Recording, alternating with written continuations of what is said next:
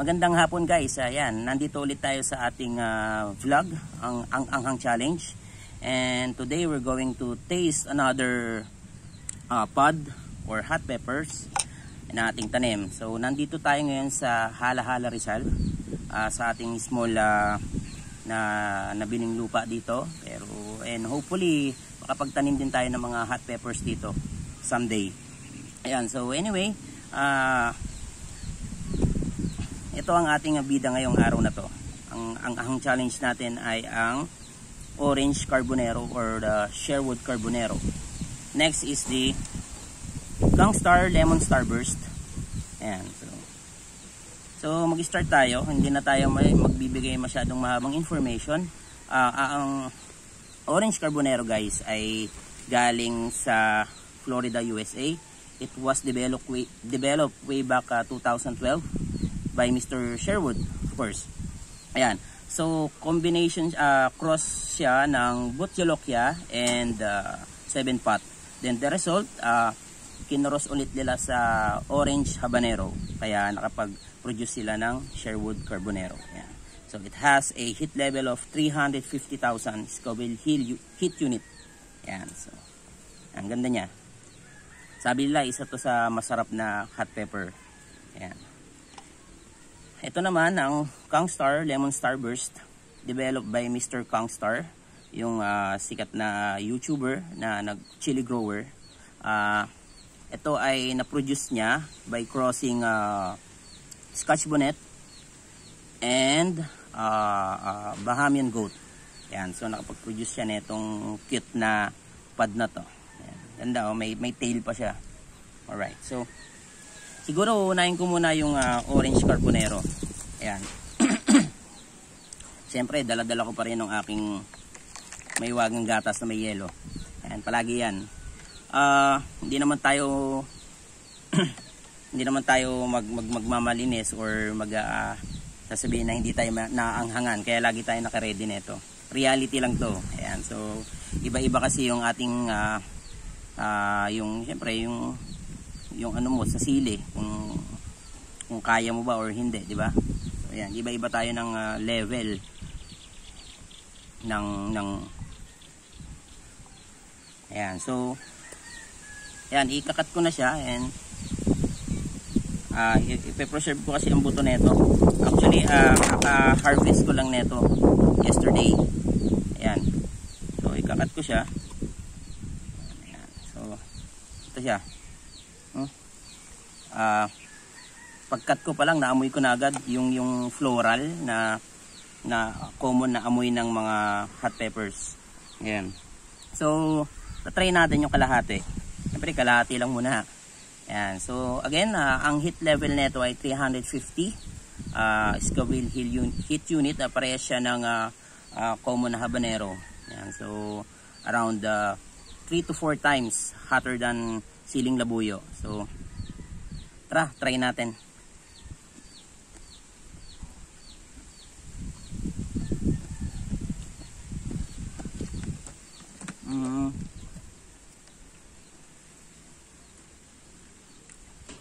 Para sa akin, ano siya? Lasa siyang habanero din. Kalang.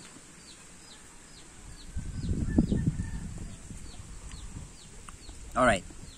So, para sa akin, lasa siyang habanero. Medyo may pagkakawig siya sa lasa ng habanero. Ng yellow habanero. Ayan. Tapos, hindi naman siya parang blade. Hindi siya katulad ng yung Carolina Reaper or other hot peppers na parang blade dito. Ito dito lang siya sa small na location lang ng mouth natin. Wala rin siyang throat burn. Nandito lang siya sa parang ilalim ng dila. Nasa paligid lang siya. So, siguro score ko rito, bilisan na natin yung ano natin. Siguro mga 3 lang. 3 lang siya. Pero, masarap. Gusto ko yung lasa niya. Kaya pala, hinahalo rin to sa mga hot sauce tsaka mga lutuin sa ibang bansa. So, maganda siya. So, ayan, itatabi ko yung natira na buto. Ayan, so kaya naman, kaya naman siya. So, gusto ko siya. Paparamihin pa ulit natin to, mga ganitong variety. So again, this is a Sherwood Carbonero. Yan. Alright guys. So, punta naman tayo sa another pod na ating bida ngayong araw na to sa ating Ang-Anghang Challenge. This is a Kongstar Lemon Starburst. Again, it has a heat level of 1 million to 1.3. So, hindi na biro to. So, considered na siya as hot peppers talaga. Kasi abot na siya ng million. So, mga, again, 10 to 13 times hotter than siling labuyo. And ito, syempre, medyo kailangan, ano ka rito, maging ready tayo rito. So, itatabi ko rin yung seed neto kasi, kita nyo, hindi siya off-pino. Pag sinabing off-pino, ang karakteristik ng isang sili ay hindi nakukuha. Although ganun yung variety niya, pero yung itsura niya hindi masyadong parehas ng original. Yan. So ito, dikit to sa itsura ng original na Kongstar Lemon Starburst. Dahil may tail siya and yan, para siyang makopa. Makopa ba? Tama. So ayan. For a while. Ang sarap nung init nung nung orange carbonero guys. Nandito lang siya, local lang siya, saktong-sakto sa mga hot dishes natin. So ayan. So iiwain ko na to. Hindi ako nakapagdala ng tissue. Nakakasipon. Ayan. So hatiin natin. Ayan. Okay. Ayan na siya. Ang ganda ng placenta, ang ganda ng ng buto. So, tanggalin ko lang yung buto guys, then subukan na natin tikman. Ayan. Nakakasipon. Parang break up na naman. Iyakan. So, anyway. Ayan. So, ito na. Yung ating Kongstar Lemon Starburst. Medyo nakakatakot ng konti. Pero, syempre, kailangan natin promote ang ating product. So titikman na natin. Konti lang, I think, hindi ko ubusin to. Kasi, hindi naman tayo kailangan magyabang dito. I just need to taste the pod and magkaroon ng review. Alright? So, try natin. Ang lutong. Ang bango. Ang bango niya.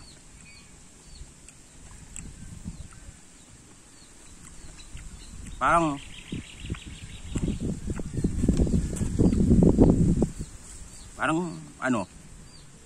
ano nga ba? Parang matabang para sa akin.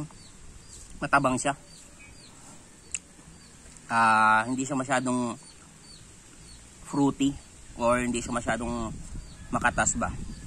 Matabang siya. Mas masarap itong Sherwood Carbonero. Ayan.